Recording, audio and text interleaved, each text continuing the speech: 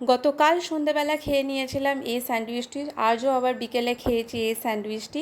এটা হচ্ছে corn mushroom দিয়ে তৈরি ভেজ স্যান্ডউইচ। এই যে পুরটা দেখতে পাচ্ছেন সেটা হচ্ছে কর্ন, মাশরুম, আলু, দু রকমের সস, তার সাথে ম্যাগি মশলা এবং আরও বিভিন্ন রকমের মশলা দিয়ে পিৎজা পাস্তা সস দিয়ে সুন্দর করে তৈরি করা।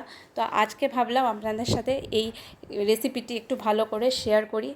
সাধারণ যে স্লাইস ব্রেডগুলো ছোট ছোট পাওয়া যায় সেটাই নিয়ে এসেছি, তার কারণ বড় স্লাইস ব্রেড আমি এবার আর পাইনি, যেটা অ্যাকচুয়ালি এই স্যান্ডউইচ তৈরি করার জন্য লাগে, সেটা আর পাইনি। তো এই ছোটোগুলোই নিয়ে এসেছি। এইবার এই 4টে স্লাইস পাউরুটিকে আমি একটু সেঁকে নেব। সেঁকে নিয়েই খাওয়া উচিত আমার মনে হয়, তাই জন্য সুন্দর করে একটু এই তাওয়া গরম করে এপিট ওপিট করে ভালো করে একটু সেঁকে নেব। সুন্দর করে তাওয়া বসিয়েছি, তাতে 4টে স্লাইস ব্রেড একটু এদিক ওদিক করে সেঁকে নিলাম। এরপরে এই সেঁকে নেওয়া ব্রেডগুলো নামিয়ে নেব, তাতে দেব আমুল বাটার। মানে এক পিঠে পুরোটাই সুন্দর করে বাটার লাগাবো। বাটার লাগালে বেশি টেস্ট লাগে আমার কাছে, মেঘারও বেশ পছন্দের, তাই জন্য সুন্দর করে বাটারটা লাগিয়ে নেব।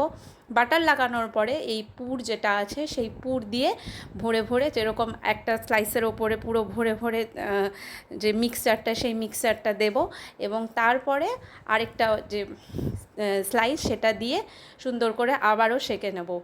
আর সত্যি বলতে পুরটা কিন্তু খুব ভালো হয়েছিল, এবং আমার মনে হয় স্যান্ডউইচের পুর যতটা সুন্দর করে রেডি করা যায়, যত রকমভাবে সুন্দর করে মশলা বা বিভিন্ন ইনগ্রেডিয়েন্ট দিয়ে তৈরি করা হবে, স্যান্ডউইচের টেস্ট ততটাই সুন্দর হবে। এই যে দেখুন আমি বাটার লাগিয়ে নিচ্ছি, এই 4টে স্লাইসেই বাটার লাগাবো। আর মেঘা যেটা খেয়েছিল যে স্যান্ডউইচটা, তাতে ছোট্ট ছোট্ট টুকরো করে স্লাইস চিজ ছিল আমার কাছে, সেই স্লাইস চিজ দিয়েছিলাম, সেটা আর ক্যাপচার করা হয়নি, সেটা ওই যখন পুর ভরেছি সেই সময়ই দিয়েছি, তো সেটাও আর দেখানো হয়ে ওঠেনি। এই যে আমি এবার এই যে স্লাইসগুলো আছে এই স্লাইসগুলোতে এই সুন্দর করে এই পুরটা পুরো ভরে দেবো, একদম ভরা ভরে পুর দিয়েছি যতটা পেরেছি, কারণ স্যান্ডউইচে যত মানে ভেতরের পুর বেশি বেশি হবে ততই সুন্দর লাগে খেতে।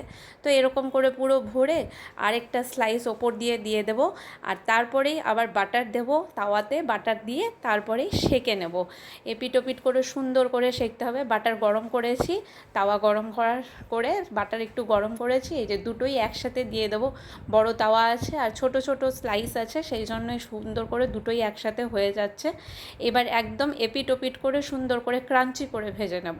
আবার একটুখানি বাটার এই পাশে লাগিয়ে নেব, যেহেতু ওই পাশে বাটার দেওয়া আছে, তো এই পাশে একটু গায়ে গায়ে বাটারটাকে বুলিয়ে নেব। তার সাথে খুব সুন্দর ক্রাঞ্চি একটা টেস্ট আসে, ক্রাঞ্চি একটা টেক্সচার আসে আর কি। তো সেটা খেতে আমাদের সবারই খুব ভালো লাগে। আর স্যান্ডউইচে তো এই জিনিসটা খুবই একটা মানে প্রিয় জিনিস আমাদের বলতে গেলে, আমার মনে হয় সকলেরই প্রিয়। তো যাই হোক, এবার এই যে দুটো একেবারে এরকম করে সুন্দর করে ক্রাঞ্চি করে দুদিক থেকেই সেঁকে নেব, খুবই ভালো করে সেঁকে নিয়ে তারপরেই প্লেটে নামিয়ে নেব। প্লেটে নামিয়ে নিলেই আমাদের এই যে স্যান্ডউইচটি তৈরি হয়ে যাবে।